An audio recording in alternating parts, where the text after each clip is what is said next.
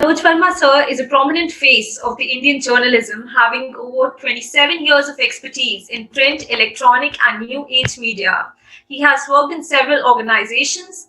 In print media, he worked with Rashtriya Sahara, Dainik Jagran, Rajasthan Patrika, India Today, and Nai Dunya newspaper. And now he is a prominent face of India's parliamentary channel, Lok Sabha TV. It's a pleasure to have you with us today, sir. And the Sure. session will be moderated by Abhinandan. I'll be a little interfering in between. I hope that's all right. And once he's done with his questions, we'll be furthermore taking some questions from the audience as well. Okay. Okay. Thank you, sir. Thanks. Thank you. धन्यवाद पाकी दीदी। नमस्कार Manoj sir. जी sir, मेरा नाम अभिनंदन अधिकारी है। मैं कक्षा 11वीं का छात्र हूं और आज सबसे पहले मैं ही आपसे कुछ प्रश्न पूछूंगा। मतलब जी, स्वागत है आपका। अरे जी सर, जी सर। और सर, आज का जो पहला सवाल है सर वो है कि सर भारत पूरी दुनिया में सबसे ज्यादा युवा आबादी वाला देश है और सर वास्तव में जो हमारे देश की युवा है वो ही हमारी प्रेरक शक्ति है। तो इसलिए सर आपको क्या लगता है कि युवाओं को क्या जर्नलिज्म में और मीडिया में किस तरह से एक अहम भूमिका निभानी चाहिए? और क्योंकि सर हम जानते हैं कि हमारे देश की जो आम जनता है वो भी हमारे मीडिया घरानों की तरफ ही देखती है जब भी उनको कुछ नया या फिर देश विदेश की कोई भी खबर जाननी होती है। जी अभिनंदन जी, आप सभी का मैं पहले तो स्वागत करता हूं और धन्यवाद करता हूं कि आपने इस संवाद की कड़ी में मुझे अपने साथ जोड़ा। मैं कोशिश करूंगा जो भी आपके विचार हैं, जो भी आपके सवाल हैं, उनका मैं आपके साथ अपने विचारों को साझा कर सकूं। आपने युवा पीढ़ी और मीडिया की बात की। आज के इस दौर में जब हम बात करते हैं इंटरनेट मीडिया की या मीडिया की बात हम करते हैं या इलेक्ट्रॉनिक मीडिया की बात करते हैं या संचार के किसी भी माध्यम की हम बात करते हैं, जाहिर तौर पे जो आज की युवा पीढ़ी है, दुनिया में सबसे ज्यादा अगर कहीं युवा हैं तो वो हमारे देश में है। ये हमारे देश की सबसे बड़ी ताकत है। आज भारत जो है वो यूथ पावर के रूप में दुनिया के सामने खड़ा है। जाहिर तौर पे जब हम यूथ की बात करते हैं, युवा की बात करते हैं, तो जिस तरह से टेक्नोलॉजी मीडिया में बदली है और हम देख रहे हैं बहुत तेजी के साथ इसमें बदलाव हो रहे हैं। कोविड-19 में जिस तरह से बदलाव देखने को मिले हैं, उसने बहुत तेजी से मीडिया जो परंपरागत ढंग से चल रहा था उसको एक बदलने का काम किया है। और मैं ये समझता हूं कि ये अगर बदलने का काम हुआ है तो इसकी वजह जो है वो हमारे युवा हैं, क्योंकि जो भी हम मानते हैं कि 20 से लेकर जो 40 के बीच का हमारा एक यूथ वर्ग है, जैसे मैं मानता हूं जो यूथ वर्ग हमारा है, जो युवा हमारा है, हालांकि 25, 30 और 35 ग्रुप के जो युवा होते हैं बहुत तेजी के साथ नई टेक्नोलॉजी को अडॉप्ट करते हैं। और जिस तेजी के साथ लोगों ने बदलते हुए मीडिया को अडॉप्ट किया है और संचार के अलग अलग माध्यम बदले हैं, उसने हमारे सामने एक प्रस्तुत की है जो है इंटरनेट मीडिया की, जिसे हम चाहे वेब मीडिया कहें या किसी भी और रूप में हम कह सकते हैं। तो एक ताकत के रूप में आज दुनिया के सामने भारत खड़ा है। आपने बात कही कि जब कोई समस्या आती है, कोई मुद्दा आता है, लोग मीडिया घरानों की तरफ देखते हैं। मैं घराने शब्द से सहमत नहीं हूं। मीडिया का सरोकार जो है वो आम लोगों से है, और जब आम लोगों की हम बात करते हैं तो समाज का कोई भी वर्ग हो, समाज का कोई भी तबका हो, मीडिया उसकी खबर भी लेता है, उसको खबर देता भी है। इसलिए मेरा मानना यह है कि जाहिर तौर पे जब भी कोई ऐसा इशू आता है जो समाज से जुड़ा होता है, किसी बड़े वर्ग से जुड़ा होता है, देश से जुड़ा होता है, दुनिया से जुड़ा होता है, तो लोग देखते ही हैं मीडिया की तरफ। लेकिन आज तमाम तरह के सवाल मीडिया को लेकर उठ रहे हैं, लोगों के मनों में भी हैं। उसकी वजह जो बदलाव देखने को हमें मिल रहा है, जो बात आपने शुरुआत की आज के युवा की, जो एक संचार क्रांति में बदलाव आया है, जो संचार माध्यम हमारे हैं जिस तेजी के साथ बदले हैं, जो कार्यशैली काम करने की बदली है, और जिस रूप में खबरों का या संवाद का प्रस्तुतिकरण हो रहा है, डायलॉग हो रहा है, जिस तरह से पाठक हो वो चाहे दर्शक हो, जो अलग, चाहे वेब मीडिया हो या प्रिंट मीडिया हो या इलेक्ट्रॉनिक मीडिया हो, कहीं ना कहीं उसने तमाम सवाल खड़े किए हैं, जिसकी वजह से आप जैसे युवा ये सवाल पूछते हैं कि मीडिया घरानों की तरफ हम देखते हैं। मैं मानता हूं इस देश में कुछ मीडिया घराने ताकतवर हो सकते हैं, लेकिन वो मीडिया घराने, मैं ये नहीं मानता कि आम आदमी की सिर्फ आवाज का वो ही प्रतिनिधित्व करते हैं। छोटे छोटे समाचार बहुत निकलते हैं, छोटी छोटी पत्रिकाएं निकलती हैं, और बदलते हुए इस युग में इंटरनेट के जरिए तमाम तरह के जो वेब पोर्टल सामने आए हैं, वो भी आम आदमी की आवाज बनने का काम कर रहे हैं। जी मनोज जी, जैसे कि आप अभी बता रहे थे कि आजकल हमारे मीडिया पे भी काफी सवाल उठने लगे हैं। तो वैसे ही जब हम मीडिया की बात करते हैं तो हमारी जो सर्वोच्च न्यायालय भी है, उन्होंने भी कहा है कि कभी भी मीडिया को किसी एक पक्ष की तरफ, मतलब एक पक्ष की तरफ एक अधिकार नहीं देना चाहिए। और कई बार न्यायालयों में भी मीडिया पर सवाल उठाए गए हैं। तो मनोज जी, क्या आपको लगता है कि सही में, यानी कि वास्तव में आजकल जो सरकार है वो हमारे मीडिया की जो फ्रीडम है उसको किसी तरीके से दबा रही है? नहीं अभिनंदन जी, मैं इस बात से सहमत नहीं हूं, इस सवाल से मैं सहमत नहीं हूं कि सरकार इस देश में मीडिया को दबा रही है। मैं इस बात से कतई सहमत नहीं हूं। देखिए, सरकार चाहे किसी भी की भी हो, हिंदुस्तान की आजादी के बाद 1947 के बाद पहला एक दौर आया था इमरजेंसी का, 1975 से लेके 1977 के बीच, जब इस देश में आपातकाल थोपा गया था। और उस समय प्रधानमंत्री इंदिरा गांधी जी थी जिन्होंने इस आपातकाल की पहल की थी। मीडिया को दबाने का काम प्रत्यक्ष रूप से अगर हुआ था तो उस कालखंड में हुआ था, और उसके बाद तमाम तरह के बदलाव हुए इस देश में। लोकतंत्र में जो भी राजनीतिक दल और जो भी व्यक्ति, जो भी संस्थाएं, जो भी संगठन इस देश के लोकतंत्र में, संविधान में विश्वास करते हैं, उन्होंने हमेशा ये कोशिश की कि इस देश में मीडिया स्वतंत्र रहे, फ्रीडम ऑफ स्पीच को जगह मिले, ये कोशिश की गई। मैं आज भी मानता हूं इस बात को कि जो लोग ये सवाल उठाते हैं, जैसा आपने भी सवाल एक किया कि क्या मीडिया को दबाया जा रहा, मुझे नहीं लगता कतई ऐसा। देखिए, एक दो अपवाद हो सकते हैं, हमें लग सकता है कि कुछ टकराव हो रहा है, लेकिन अगर मैं मोटे तौर पे कहूं तो इस देश में कम से कम अभी दुनिया में मैं देखता हूं कि बहुत अच्छा माहौल है, बहुत अच्छा वातावरण है कि आप अपनी बात खुल के कह सकते हैं, अपनी बात लिख सकते हैं। हाँ, किसी को अगर किसी राजनीतिक विद्वेष के कारण या द्वेष के कारण लगता होगा कि सरकार साहब दबा रही है, तो किसी की आशंकाओं का कोई इलाज नहीं हो सकता। धन्यवाद मनोज जी। मनोज जी, बस इससे ही रिलेटेड बस एक आखिरी सवाल पूछना चाहूंगा कि एक ग्लोबल इंडेक्स है, फ्रीडम ऑफ प्रेस इंडेक्स, इसमें हमारे भारत का जो रैंक है वो है 142nd, 142। तो मैं बस इतना जानना चाहता हूं कि सरकार ऐसे स्थिति में मतलब कैसे, मतलब कौन से ऐसे कदम खुद से उठा सकती है कि इस इंडेक्स में भारत का रैंक ऊपर जाए, ताकि देश विदेश में सभी को पता चले कि हाँ, भारत देश में जो प्रेस का फ्रीडम है वो इक्वली मेंटेन होता आ रहा है और होता रहेगा।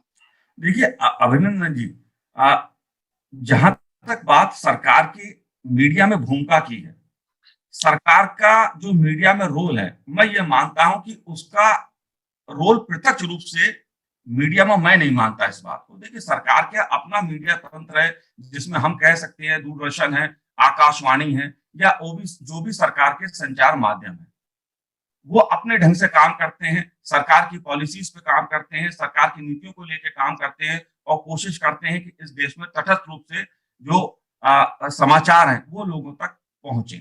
आप कह सकते हैं एक सरकारी माध्यम है, लेकिन जो प्राइवेट मीडिया हमारे यहाँ है, अगर मैं कहूं 80% करीब प्राइवेट मीडिया ही पूरे देश में प्रचारित प्रसारित करने का काम खबरों का करता है।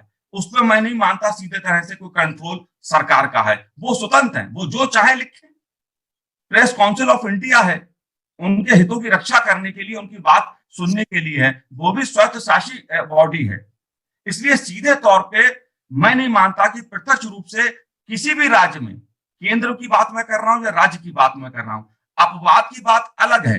सरकारों को यह अधिकार नहीं है वो दखल सीधे तौर पर मीडिया के संचालन में दे। हाँ, सरकार एक अच्छा वातावरण दे सकती है, सहयोग कर सकती हैं, और सहयोग के रूप में जब मैं बात करता हूं तो वो विज्ञापन के रूप में सामने आता है। जब हम देखते हैं कुछ सरकारें विज्ञापन देकर कुछ मीडिया घरानों को आर्थिक रूप से शक्ति देने का काम करती हैं। इसके अलावा मुझे लगता नहीं कि हमें सरकार के भरोसे रह के या किसी प्राइवेट मीडिया को सरकार के भरोसे रह के मीडिया संचालन के बारे में सोचना चाहिए। जब आप प्राइवेट कोई मीडिया चलाते हैं, जब आप अपना अखबार चलाते हैं, वेब पोर्टल चलाते हैं, आप सरकार से उम्मीद करके, सरकार के भरोसे रह के उस काम को ना ही करें या ना किसी को करना चाहिए। ऐसा मेरा मत है। जी मनोज जी, मनोज जी, एक सवाल मेरे मन में और उठता है कि जो हमारा आर्टिकल 19 है, freedom of speech and expression, जी, तो एक हमारी कमीशन थी, national commission of the working of the constitution. महोदय, इन्होंने एक रिकमेंडेशन दिया था कि फ्रीडम ऑफ प्रेस, इसको भी हमें आर्टिकल 19 में इंक्लूड करना चाहिए। इससे हमारे देश में जो मीडिया है, इनकी स्वतंत्रता और पॉजिटिव वे में बढ़ेगी। इससे ये लोग और अच्छे से कुछ इश्यूज में रिपोर्टिंग कर पाएंगे, जहां पे हम देखते हैं कि कुछ पॉलिटिक्स ज्यादा इन्वॉल्व हो जाती है या चीजों का राजनीतिकरण ज्यादा हो जाता है। तो क्या आपको भी लगता है कि अगर हम आर्टिकल 19 में freedom of press and media को इंक्लूड करें तो इससे एक पॉजिटिव चेंज आएगा? देखिए, फ्रीडम ऑफ स्पीच के लिए कोई मीडिया के लिए अलग से संविधान में व्यवस्था नहीं की गई है। आर्टिकल जो 19 है संविधान का, वो इस देश के हर आदमी को फ्रीडम ऑफ स्पीच का अधिकार देता, अभिव्यक्ति की स्वतंत्रता का अधिकार देता है, और उसी अधिकार के साथ मीडिया भी बंधा हुआ है। अब आपने सवाल किया कि इसमें कोई विशेष प्रावधान करने की बात कि मीडिया स्वतंत्र रूप से और बेहतर ढंग से काम कर सके। देखिए, मीडिया की स्वतंत्रता की हमारे यहाँ जो व्यवस्था हुई, दुनिया के कई देशों की अगर अब मैं बात करूं, जैसे चाइना, पड़ोसी देश हमारा चाइना है, वहां पर सरकार आधारित मीडिया है, जो सरकार कहती है वही छपता है, वही दिखाया जाता है। लेकिन हमारे यहाँ मीडिया के लोगों ने भी, मीडिया के संगठनों ने भी अपने यहाँ पर स्वयं में एक ये पालन इस बात का किया कि हम किसी राजनीतिक दुराग्रह से कोई खबर नहीं करेंगे, हम तटस्थता के साथ अपना काम करेंगे और बदले में हमको स्वतंत्र रूप से काम करने का एक वातावरण मिलेगा। लेकिन अभिव्यक्ति की आजादी को लेकर काफी चर्चा होती है, काफी बात होती है, और जाहिर तौर पर जब मीडिया की बात आती है तो उसमें सवाल ये आता है कि मीडिया कितना स्वतंत्र है। मेरा मानना यह है कि मीडिया को पूरी स्वतंत्रता मिलनी चाहिए, लेकिन मेरा मत दूसरा भी है कि मीडिया, जब हम अभिव्यक्ति की आजादी की बात करते हैं तो इसकी भी अपनी कुछ सीमाएं हैं। ये जो लोग भी मीडिया में काम करते हैं उनको भी इस बात को समझना चाहिए कि जब हम मीडिया अभिव्यक्ति की आजादी की बात कर रहे हैं तो वो असीमित नहीं है, कुछ सीमाएं उसकी भी हैं, कुछ मर्यादाएं हैं, और अगर उन मर्यादाओं का हम पालन करते हैं तो मुझे लगता है कि स्वतंत्रता बनी रहती है। जी मनोज जी, मनोज जी, अब अगर हम थोड़ी बात करें मीडिया और युवा को लेकर, तो कई ऐसे मतलब सर्वेज होते हैं, कई ऐसे रिपोर्ट बाहर आती हैं जिसमें हमें युवा की मानसिकता के बारे में पता चलता है। तो ऐसी कई रिपोर्ट का जब हम आकलन करते हैं तो पता चलता है कि जो देश की युवा है, उनको लगता है कि पत्रकारिता का जो पेशा है उसमें डॉक्टरी या फिर इंजीनियरिंग के तुलना में जो वेतन है वो भी कम मिलती है, जिस वजह से आगे कोई फ्यूचर का ज्यादा स्कोप नहीं मिलता। और इसी वजह से माता पिता भी प्रोत्साहित नहीं करते कि हाँ, तुम्हें आगे चलकर 12वीं कक्षा के बाद या कॉलेज के लेवल पर जर्नलिज्म परस्यू करना चाहिए। तो मैं जानना चाहता हूँ कि मतलब आपको क्या लगता है कि हमें किस तरीके से युवा को प्रोत्साहित करना चाहिए कि वो भी पत्रकारिता के पेशे में आगे बढ़े और एक्सप्लोर करें, क्योंकि इस देश की मतलब देश की जितनी भी जनता है उनका मीडिया से एक डायरेक्ट कनेक्ट है। हर रोज कोई ना कोई न्यूज चैनल तो जरूर देखते हैं। तो मैं जानना चाहता हूँ कि हम युवा को कैसे प्रोत्साहित करें कि वो जर्नलिज्म को एक पॉजिटिव माइंडसेट के साथ परस्यू करें। देखिए, अब अभिनंदन जी, सबसे बड़ा बात तो यह है कि अगर हम पेशे की बात करते हैं, मेरा अपना मत है, हो सकता है मेरे मत से बहुत लोग सहमत ना हो। मीडिया को आप अगर एक पेशे के रूप में देखते हैं तो मैं मानता हूं कि कहीं ना कहीं अन्याय आप स्वयं के साथ भी करते हैं और समाज के साथ भी करते हैं। ये मेरा निजी मानना है, क्योंकि मैंने ये माना, मेरे लिए वेतन बहुत जरूरी है, मेरे लिए अच्छी सैलरी जरूरी है, मुझे भी अपना घर चलाना है, मुझे भी अपने सपने पूरे करने हैं। लेकिन जब मैं सैलरी की बात करता हूं, जब मैं वेतन की बात करता हूं, मैंने इस पेशे को इसलिए चुना या इस पेशे में मैं इसलिए रहा ताकि अपने समाज के लिए, अपने राष्ट्र के लिए, आम आदमी के लिए काम कर सकूं। अगर मुझे अच्छा वेतन चाहिए, सिर्फ वेतन के लिए मैं अगर कोई पेशा अपना रहा हूं, तो मेरा यह अनुरोध रहता है आज के नौजवान से कम वो पत्रकारिता में ना आए। पैसा कमाने के लिए दूसरे क्षेत्र बहुत हैं जहां पर भरपूर पैसा है, क्योंकि इस पेशे में आप एक समर्पण के साथ आते हैं। वो समर्पण पैसा नहीं है, पैसा आपकी आवश्यकता है, इसे मैं इनकार नहीं कर रहा हूं, जरूरत है पैसा। लेकिन पत्रकारिता में अगर सिर्फ आप पैसे के लिए काम करेंगे तो ना न्याय आप स्वयं के साथ कर पाएंगे, ना समाज के साथ कर पाएंगे। जहां तक बात रही पैसे की, जाहिर तौर पर अगर मैं इस बात को भी निंदाज करूं कि साहब पैसे की बात करनी ही नहीं चाहिए, तो ये भी गलत है। क्योंकि आज जिस तरह से चीजें बदली हैं और जिस तरह से फास्ट हुआ है मीडिया, उसमें कहीं ना कहीं हमारे काम की जो स्थितियों में बदलाव आया है। बात घर की हो, घर से लेकर ऑफिस तक बहुत कुछ बदला है। जाहिर तौर पर इसमें अगर थोड़ा सा बेहतर, अगर लोगों के संसाधन बेहतर होते हैं, लोगों को अच्छा वेतन मिलता है, तो उनमें एक प्रोत्साहन आता है कि ठीक है, मुझे थोड़ा कम मिलता है डॉक्टर इंजीनियर की तुलना में, लेकिन मैं अपने मन का काम कर पा रहा हूँ, मैं अपने समाज की सेवा कर पा रहा हूँ, मैं लोगों को सुन पा रहा हूँ और उनकी बात, उनकी समस्याओं को सरकार तक और जो संस्थाएं उन तक पहुंचा पा रहा हूँ। तो देखिए, अगर आप पेशे की दूसरों से तुलना करेंगे तो कहीं ना कहीं आप कहेंगे साहब बहुत कम पैसा, हम क्यों आए। तो सिर्फ पेशे और पैसे के नजरिए से पत्रकारिता को मत देखिए। जी मनोज जी, मतलब ये तो आपने एकदम सही बात करी। हम जो भी करना चाहिए वो पूरे दिल के साथ और पूरे लगन के साथ करना चाहिए। और खासकर जब हम पत्रकारिता कर रहे हैं तब हमारे कंधों के ऊपर एक बोझ भी है कि हम चीजों को निष्पक्ष तरीके से और सही माध्यम से देश की जनता तक पहुंचाएं। और मनोज जी, अब अगर हम थोड़ी सी प्रिंट मीडिया की बात करें, तो जब से आपने भी देखा होगा कि जितने हमारे न्यूज़पेपर हैं, times of India, Hindustan times, इन्होंने भी अपने मोबाइल ऐप निकालने शुरू कर दिए हैं। अगर हम गूगल पे भी देखें तो ऑनलाइन न्यूज पोर्टल्स की कमी नहीं है। तो मनोज जी, जब हम बात करते हैं प्रिंट मीडिया की और खासकर न्यूज़पेपर्स की, मैगजीन्स की, जो प्रतिदिन हमारे घर आते हैं, ये देखा गया है कि अर्बन सेंटर्स में और खासकर आजकल के नौजवानों के बीच में अब जो इसकी डिमांड है, इसका एक डाउनवर्ड ट्रेंड सा चल रहा है। मतलब अब लोग न्यूज़पेपर को उतना ज्यादा प्रेफर नहीं करते।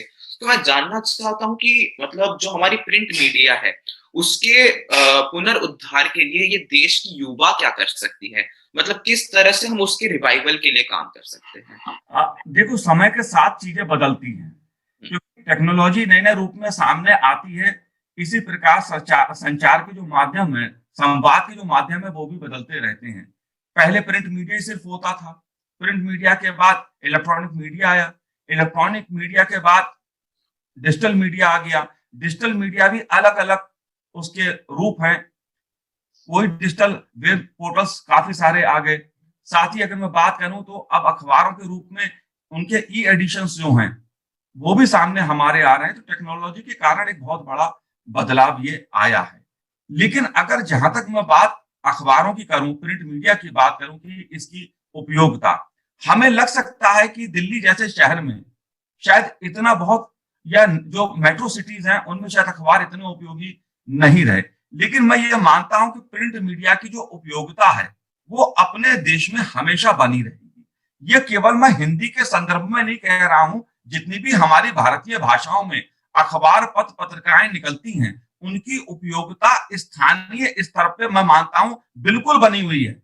आज दिल्ली में हो सकता है किसी सोसाइटी में टाइम्स ऑफ इंडिया नहीं आता हो, लेकिन अगर आप उत्तर प्रदेश के किसी जिले में जाएंगे तो आपको अमर उजाला, हिंदुस्तान, दैनिक जागरण, जितने अखबार हैं हिंदी के, वो आपको मार्केट में मिलेंगे, लोगों को घर भी जाते हुए आपको मिलेंगे। और उसकी वजह यह है कि खबरों से जुड़ाव। राष्ट्रीय खबरें आपको टीवी पे मिल सकती हैं, कुछ न्यूज पोर्टल पे मिल सकती हैं, लेकिन जो बहुत लोकल खबरें होती हैं वो आपको स्थानीय अखबारों में ही मिलेंगे, जिसे हम कहते हैं जिले के जो एडिशन होते हैं, जिले के जो संस्करण होते हैं, उसमें होती हैं। जैसे मान लीजिए बरेली की खबर शाहजहांपुर में नहीं मिलेगी, शाहजहांपुर की खबर बरेली में नहीं मिलेगी, बुलंदशहर में नहीं मिलेगी। तो आपको बरेली की खबर जानने के लिए, बुलंदशहर की खबर जानने के लिए, गाजियाबाद की शहर जानने के लिए, नोएडा की खबर जानने के लिए आपको वो स्थानीय अखबार चाहिए होंगे, या स्थानीय जो न्यूज पोर्टल हैं वो चाहिए होंगे। तो इसलिए मैं मानता हूं कि अखबारों की प्रिंट मीडिया की भूमिका जो वो बनी हुई है।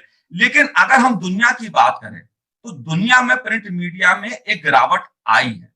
यूरोप में तमाम बड़े अखबारों के एडिशन बंद हो गए या उन्होंने अखबार ही बंद कर दिए। उसकी वजह है आर्थिक दृष्टि से अगर मैं कहूं, क्योंकि आप जब अखबार को छापते हैं, अखबार को उसका प्रचार प्रसार करते हैं, तो उसका जो खर्च है वो डिजिटल मीडिया के मुकाबले बहुत अधिक है। जब हम डिजिटल मीडिया पे जाते हैं तो वो खर्च बहुत कम रह जाता है, आधा रह जाता है। तो एक जो इसका आर्थिक चक्र है उसने भी कहीं ना कहीं प्रिंट मीडिया को थोड़ा समेटने का काम किया है, इस बात को मैं मानता हूं। और डिजिटल मीडिया जो है, क्योंकि आज का यूथ जो है वो मोबाइल पे ज्यादा रहता है, लैपटॉप पे ज्यादा रहता है, और आसान है कि मैं कहीं भी खबर देख सकता हूँ कि मोबाइल में मैं कोई भी ऐप खोल के देख सकता हूँ न्यूज का, कोई भी अखबार का एडिशन पढ़ सकता हूँ, मैं ई एडिशन उसके पढ़ सकता हूँ, किसी भी समाचार चैनल को मैं देख सकता हूँ।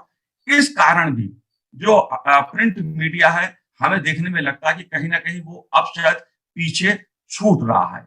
लेकिन मैं मानता हूं कि प्रिंट मीडिया की उपयोगिता भारत में हमेशा बनी रहेगी स्थानीय स्तर पर।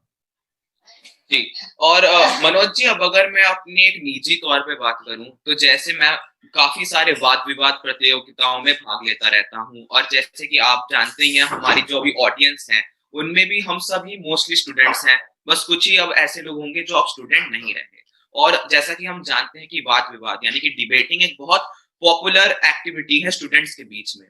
तो जब भी हम किसी ऐसे विषय पे चर्चा करते हैं जिसमें कुछ ना कुछ पॉलिटिक्स वगैरह की बातें होती हैं, या मान लीजिए जैसे कि सीए कानून आया था या 370 आया था, तो हम इसमें काफी वाद विवाद करते हैं। तो जैसे कि आप इतने बड़े जर्नलिस्ट हैं, टीवी एंकर हैं, तो मैं ये जानना चाहता हूँ कि ऐसी परिस्थितियों में जब कोई नया कानून आता है और जब हम उसके बारे में पढ़ते हैं तो हमें कैसी मानसिकता के साथ और निष्पक्ष होकर चीजों को समझना चाहिए ताकि हम उसको अच्छे से समझ सके, और ऐसा नहीं कि ना समझने के पहले ही हम वाद विवाद में लग जाएं।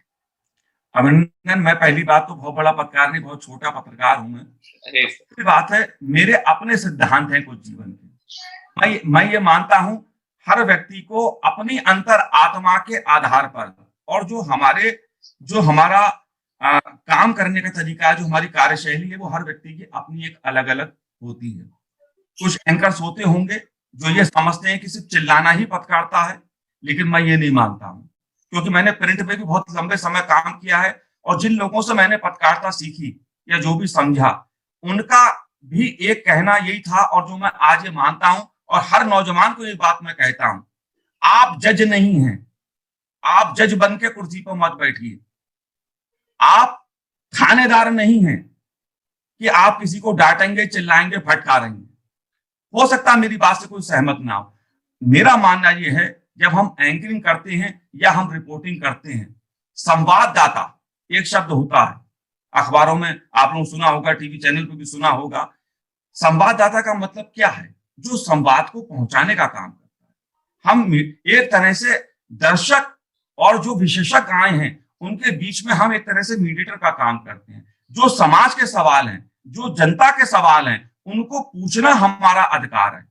हमें किसी की इंक्वायरी करना, किसी से जिरह करना, उसकी अपनी एक सीमा है, मैं ये मानता हूं। इसलिए जब कभी हम ये देखते हैं कि पत्रकार एक पक्ष बन जाते हैं, तो पत्रकारों को पक्ष नहीं बनना चाहिए। सवाल पूछना आपका राइट है, अपने विचार थोपना आपका राइट नहीं है।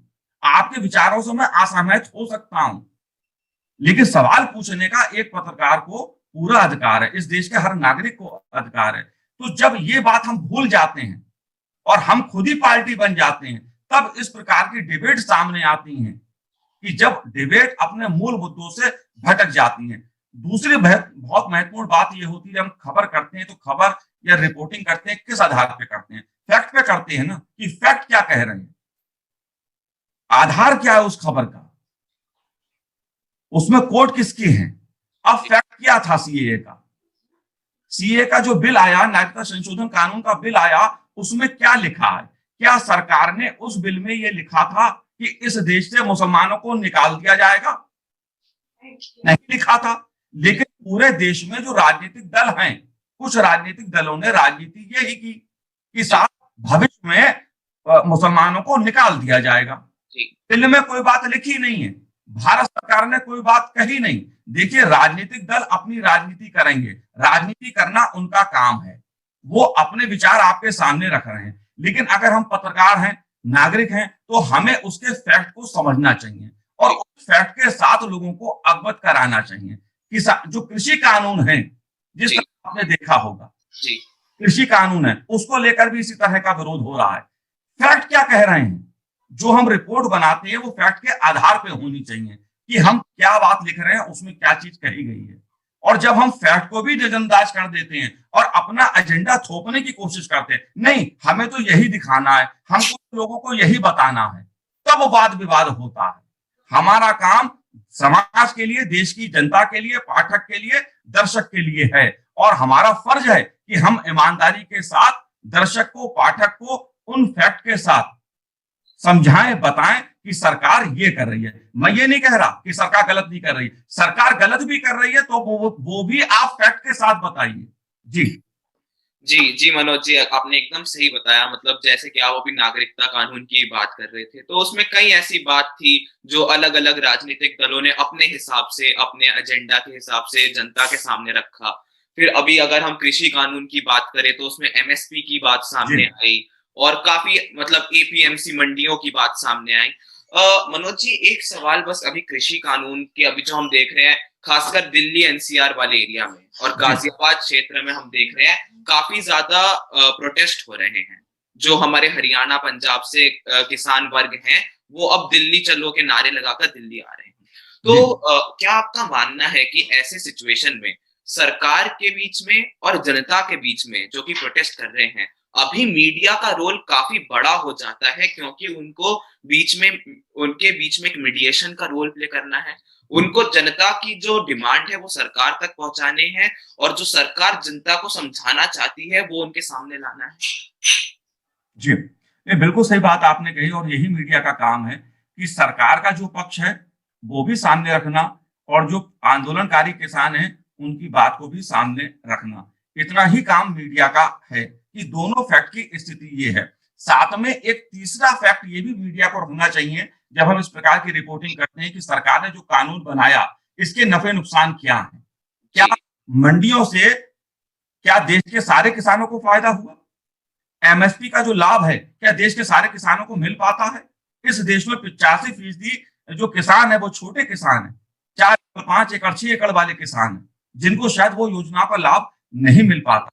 सरकार अगर एक बेहतर विकल्प देना उनको चाहती है तो वो बात भी सामने रखनी चाहिए। मेरा कहना यह है कि हम कोई भी इंफॉर्मेशन देते समय या किसी फैक्ट को रखते समय या जानकारी उसकी देते समय उसमें कोई हम डंडी मारने का काम ना करें कि हम आधी अधूरी जानकारी जनता को दें, वो काम ना करें। क्योंकि कहते हैं कि जो आधा सत्य भी होता है ना, वो झूठ से ज्यादा खतरनाक होता है।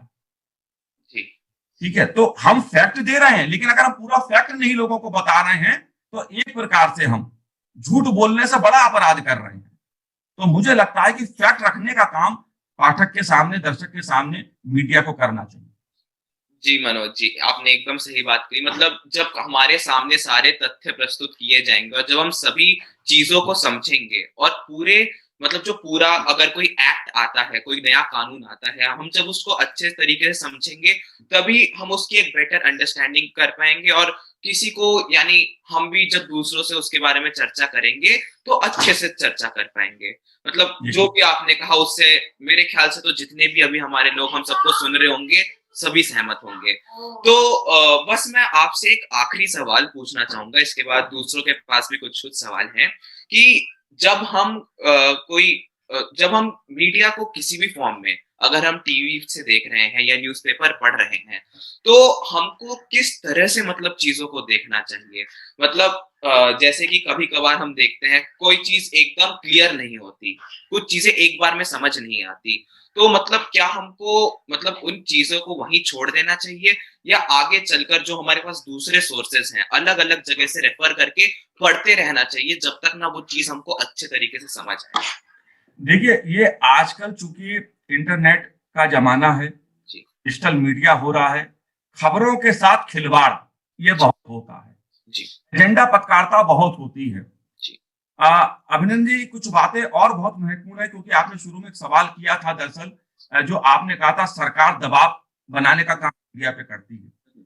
मैं दबाव की बात से सहमत नहीं हूं, हाँ। लेकिन मेरा एक बात मानना यह है, क्योंकि देश का जिस तरह से मीडिया का फैलाव हुआ है, खासतौर से 90-80 के दशक के बाद, सरकारों ने मीडिया को लेकर जिस तरह से कानून बनाने चाहिए थे कि मीडिया की भी एक जवाबदेही हो, उसमें पारदर्शिता हो, और पत्रकार कौन है, पत्रकारिता कैसे हो रही है, इसको चेक करने का काम कौन करेगा। सरकार कहती है कि हम कोशिश करते हैं, तो हमको दोष दिया जाता कि सरकार मीडिया को दबाने का काम कर रही है। और मेरा मानना यह है, मैं इसे अलग अलग मंचों पर उठाता भी रही हूं, और जब हम मीडिया वाले इस चीजों के लिए आवाज नहीं उठाएंगे या इसको खुद नहीं रोकेंगे, तो इस काम को करेगा कौन। इसलिए मेरा मानना यह है कि जो इस तरह की बातें हैं, सरकार को मीडिया आयोग 2 बने थे के बाद से लेकर 1980 के बीच में 2 मीडिया आयोग आए। हम पिछले 30 साल से एक बात कह रहे हैं, बार बार सभी सरकारों के सामने कही कि एक तीसरा आयोग भी बनाया जाए, या एक कोई मीडिया कमीशन बनाया जाए, ताकि जैसे जो वेब मीडिया है, इंटरनेट मीडिया है, ई एडिशंस हैं, इनके लिए, ताकि खबरों के साथ कोई खिलवाड़ ना हो सके, फर्जी खबरों पर लगाम लगे। और जहां तक बात दर्शक की है, इस तरह के कई चीजें अब आ गई हैं, कई ऐप भी हैं। भारत सरकार का जो पीआईबी है, उसने एक फैक्ट चेक करके अपना पीआईबी पे वो डाउनलोड कर रखा है, उसका एक ऐप भी अलग से उन्होंने बनाया है कि आप फैक्ट चेक कर सकते हैं। किसी खबर पर जो आपको लगती है संदिग्ध खबर है, उसको आप फैक्ट के जरिए चेक कर सकते हैं, और इसके अलग अलग माध्यम है। जी जैसा कि आप अभी बात कर रहे थे, बस एक आखिरी सवाल पूछिए आप। हाँ, जी, कि आप अभी कह रहे थे कि सरकार को किस तरह से कदम उठाने चाहिए थे, और मतलब क्योंकि आपने ही बताया कि आजकल इतने सारे न्यूज के सोर्सेस हैं, जिस वजह से कुछ सोर्सेस पे, गिने चुने कुछ सोर्सेस पर हम कभी कभार देखते हैं कि जो गलत सूचना है वो भी पहुंचाई जाती है। तो अभी अभी जो इंफॉर्मेशन एंड ब्रॉडकास्टिंग मिनिस्ट्री है, वो एक ऑर्डिनेंस लाए थे, जिसमें वो था कि ओटीटी प्लेटफॉर्म्स जो हैं उसको हमारी सरकार अब से रेगुलेट करेगी।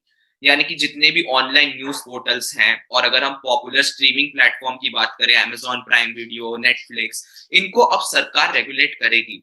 तो क्या आप इसको एक पॉजिटिव मूव की तरह देखते हैं? जी बिल्कुल, मैं मानता हूं देर से उठाया गया अच्छा कदम है सरकार का ये। देखिए, कोई भी व्यवस्था जो होती है, कोई व्यवस्था मैं कह रहा हूं, केवल मीडिया की बात मैं नहीं कर रहा हूं, वो बगैर कानून के नहीं चलती है। कानून का मतलब बंदिशें नहीं होता है, जेल नहीं होता है, पाबंदी नहीं होता है।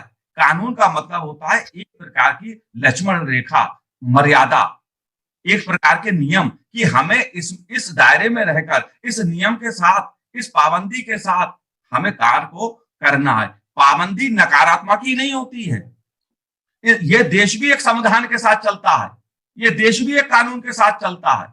तो इसलिए मैं मानता हूं कि सरकार ने वेब मीडिया को, पोर्टल्स को, ओटीटी प्लेटफॉर्म्स को जिस तरह से उनको रेगुलेट करने के लिए कदम उठाया है, आगे बढ़ाया है, उसका स्वागत सबको करना चाहिए। मेरे बस इतने ही सवाल थे। धन्यवाद मनोज जी। और अब बाकी दी, अगर आपको कुछ सवाल पूछने हैं या किसी और को कुछ सवाल पूछने हो तो आप लोग पूछ सकते हैं। Thank you Abhinandan. Chirag, I guess you had a question. Chirag, question था? हाँ जी, धन्यवाद बाकी दी। नमस्कार सर, मैं चिराग शर्मा। मेरे बस 2 छोटे छोटे सवाल है। एक सवाल तो ये है कि जैसे हम प्रिंट मीडिया की बात करते हैं, तो हम ये देखते हैं कि जो टीवी की मीडिया है, उनके पास अपनी लीगल टीम होती है, उतनी ही फाइनेंसिंग होती है, तो उनके जो पीस टीवी पे आते हैं, वो उन लीगल टीम की कंसल्टिंग के बाद आते हैं, तो उनपे जो मानहानि के कार्रवाई है, मानहानि की कार्रवाई भी उतनी ही कम होती है। ऐसे ही हम देखते हैं जो प्रिंट मीडिया है, उस पे मानहानि की कार्रवाई या डेफेमेशन की कार्रवाई अक्सर होते हुए दिखती है, अक्सर ऐसे केस दिखते हैं।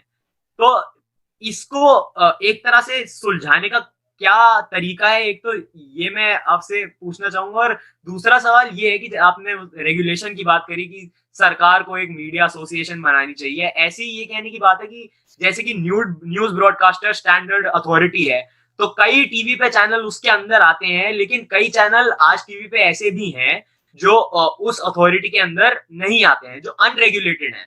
तो ऐसे एक स्थिति में, इस स्थिति में सरकार क्या कर सकती है, या ये जो मीडिया एसोसिएशन है ये क्या कर सकती है? मैं बस इतना जानना चाहूंगा कि चैनल को रेगुलेट किया जाए, ना किया जाए, अगर किया जाए तो कैसे किया जाए? चिराग जी, आपने जो दो सवाल किए, जो आपने दो सवाल है, पहला मानहानि की बात का आपने बात कही। देखिए, मानहानि कब होती है? जब हम कोई गलत इंफॉर्मेशन देते हैं किसी के बारे में, बिना वजह कुछ भी, मानहानि होती है। मुझे लगता है वो चाहे इलेक्ट्रॉनिक मीडिया हो, प्रिंट मीडिया हो, या कोई भी मीडिया का फॉर्म हो, उसको इस सब चीजों से दूर रहना चाहिए। बिना वजह झूठी खबरें हमें किसी के बारे में ना दिखानी चाहिए, ना लिखना चाहिए, ना चलाना चाहिए। तो मानहानि से बचना चाहिए। मानहानि होती है तो उसके लिए अलग अलग संस्थानों में अलग अलग प्रकार उसकी अपनी एक प्रक्रिया है जिसके तहत जवाब दिया जाता है। प्रिंट मीडिया पर निगाह रखने के लिए प्रेस काउंसिल ऑफ इंडिया है, जो अपने में स्वायत्तशासी संस्था है, जो फ्रीली होके अखबारों पर निगरानी रखने का काम करती है। और कोई भी जो समाचार से सहमत नहीं है वो जाके शिकायत भी कर सकता है प्रेस काउंसिल ऑफ इंडिया में किसी भी मीडिया की। असल में दरअसल क्या है, देखिए, सरकारों ने कई बार कोशिश हुई, मीडिया संस्थानों की तरफ से भी मांग उठी, लेकिन एक बात ये आती है कि हम पत्रकार जो हैं ये मानते हैं कि हम स्वयं अपनी एक मर्यादा रखेंगे कि हम कोई गलत काम नहीं करें, ताकि सरकार को दखल देने का कोई मौका ना मिले किसी कानून को बनाकर। लेकिन आपने जो बात कही, कुछ चैनल्स उसमें आते हैं, रेगुलेट हुए हैं, कुछ नहीं हुए, इस तरह से आपने बात कही, या ओटीटी प्लेटफॉर्म की जो बात पहले आई थी। मेरा मानना यह है कि देखिए, 1980 के बाद से कोई मीडिया कमीशन नया बना नहीं, कोई मीडिया आयोग बना नहीं। हमारे देश में वेब पोर्टल चल रहे हैं, इन वेब पोर्टल्स का रजिस्ट्रेशन कहां होता है? गोडैडी है, वो ऑस्ट्रेलिया में है, या इस तरह की दूसरी संस्थाएं हैं, वो डोमेन देने का काम करती हैं, लेकिन उनके सारे ऑफिसेस जो हैं, वो बड़े बड़े जो हैं, हेड ऑफिस जो हैं उनके, वो यूरोप के देशों में, भारत से बाहर हैं। चूंकि ये कानून के दायरे में नहीं आते थे, तो इन पे सरकार किस प्रकार से इनको रोके? रोकने का तात्पर्य खबर को रोकने का नहीं है। देखिए, जब आप किसी देश में रहते हैं तो उसके अपने नियम, अपने कायदे कानून होते हैं, और वो कहीं ना कहीं हमारे यहाँ उसमें देरी हुई। अब सरकार बना रही है इस तरह के नियम, तो मुझे लगता है कि इस तरह की जो बातें हैं, फेक न्यूज की, या जिस तरह से खबरों के साथ खिलवाड़ होता है, उस पर अंकुश लगेगा और दर्शकों को, पाठकों को अच्छी और साफ सुथरी खबरें मिलेंगी, जवाबदेही के साथ मिलेंगी। धन्यवाद सर। जी, थैंक यू सर। अभिनंदन, मोर क्वेश्चंस? नहीं, बस मेरे इतने सवाल थे। सर, एक क्वेश्चन आया है हमारे पास, ये यूट्यूब पर लाइव चल रहा है, उससे एक क्वेश्चन आया, मेरी आवाज आप तक पहुंच रही है?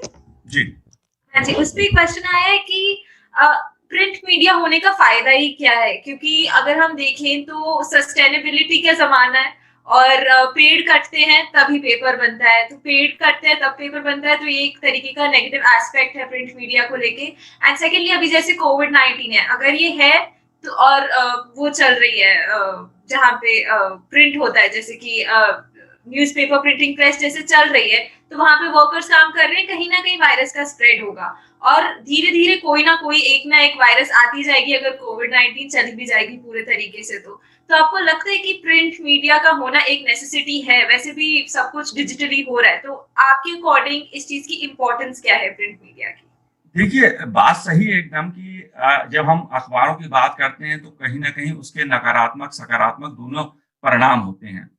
और संचार माध्यमों की जब हम बात करते हैं तो समय के साथ इसका समय समय पर बदलाव होता रहा है। मेरा मानना यह है कि आज प्रिंट मीडिया की आवश्यकता स्थानीय स्तर पे मैं महसूस करता हूं।